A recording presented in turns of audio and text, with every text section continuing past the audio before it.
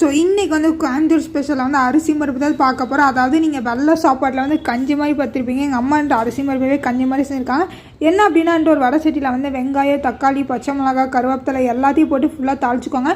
தாளிக்கிறது வந்து எடுக்க முடியல, ஏன்னா எங்கள் அம்மான்ட்டு அதுக்குள்ளே எல்லாத்தையும் கொட்டி தாளிச்சிட்டாங்க. அதுக்கப்புறம் வந்து ஒரு குக்கரில் வந்து அரிசி பருப்பையும் ஊற வச்சுட்டு அதை வந்து அடுப்பு மேலே வச்சுட்டு தாளித்து எல்லாத்தையுமே வந்து கொட்டிக்காங்க. கொட்டின பிறகு பார்த்தோம்னா வந்து ஜீரகம், அதுக்கப்புறம் வந்து கொத்தமல்லி தழை, அதுக்கப்புறம் பார்த்தோம் அப்படின்னா 2 வரமல்லி, அதுக்கப்புறம் வந்து பூண்டு, இது மூணுத்தையும் வந்து நல்லா நுணுக்கிட்டு அதையும் போட்டு கலக்கிட்டு தேவையான அளவு மிளகாத்தூள், உப்பு வச்சு நல்லா வந்து கலக்கிக்கோங்க.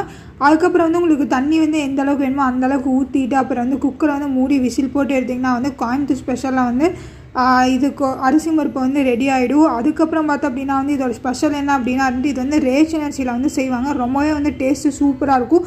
நீங்கள் மறக்காமல் வந்து செஞ்சு பாருங்கள். நீங்கள் வந்து கோயம்புத்தூராக இருந்தால் கீழே வந்து கமெண்ட் பண்ணிவிட்டு அப்படியே நம்ம சேனலை வந்து சப்ஸ்கிரைப் பண்ணிக்கோங்க.